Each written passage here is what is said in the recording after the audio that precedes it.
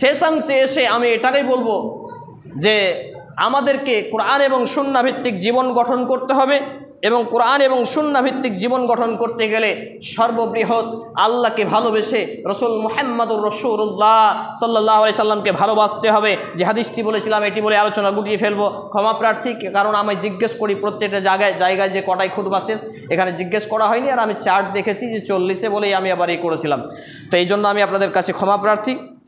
عن أنس رضي الله تعالى عنه قال قال رسول الله قال النبي صلى الله عليه وسلم لا يؤمن أحدكم حتى يكون أحب إليه মিন ওয়ালিদিহি ওয়া ওয়ালাদিহি ওয়ান নাসি আজমাইন।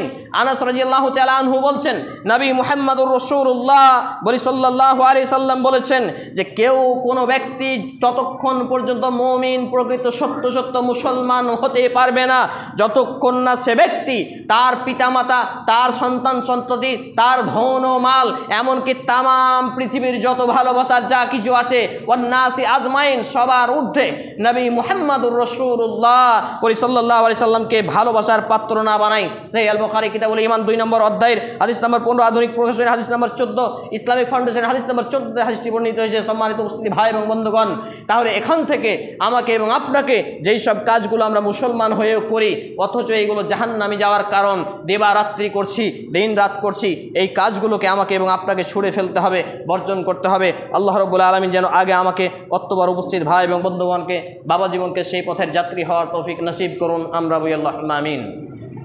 হে আল্লাহ সুবহানাহু ওয়া তাআলা, আমরা যারা অসুস্থ আমাদের পূর্ণতা সিফায়ে কামিল আজিলা দিন, আমরা বলি আল্লাহুম্মা আমিন। হে আল্লাহ রাব্বুল আলামিন, আমরা যারা অভাবী আমাদেরকে অভাবমুক্ত হালাল রিজিক দিয়ে জীবিকা নির্বাহ করার তৌফিক নসিব করুন। আমরা বলি আল্লাহুম্মা আমিন। হে আল্লাহ সুবহানাহু ওয়া তাআলা, আমরা যারা এখানে উপস্থিত হয়েছি আমাদের প্রত্যেকের অন্তরে ঈমানের আলোয় আলোকিত নূর দান করুন। আমরা বলি আল্লাহুম্মা আমিন। হে আল্লাহ তাআলা, আমি সহ উপস্থিত প্রত্যেকটা ভাই এবং বন্ধুগণ বাবা জীবনের জানা অজানা প্রকাশ্যে গোপনে ছোট বড় দিনে রাতে সব পাপগুলোকে মাফ করে দিন। আমরা বলি আল্লাহুম্মা আমিন। হে আল্লাহ রাব্বুল আলামিন, আমাদের যারা মুসলমান হয়ে মৃত্যুবরণ করেছে প্রত্যেকের বাপ মা, ভাই বোন, আত্মীয় স্বজন, বিশেষ করে আমার মা এবং নানা নানি, আল্লাহ তাআলা আপনি তাদের জীবনের ভুল ত্রুটি ক্ষমা করুন, তাদের কবর শান্তির বিছানা বিছিয়ে দিন, তাদেরকে জান্নাতুল ফিরদাউস নসিব করুন। আমরা বলি আল্লাহুম্মা আমিন।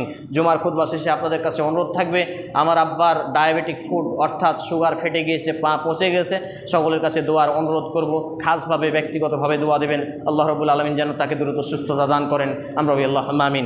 এ দাবি, এ দোয়া, এ দরখাস্ত মহান আল্লাহ সুবহানাহু ওয়া তাআলার সামনে রেখে আমরা আমাদের আলোচনা এখানে ইতি টানছি।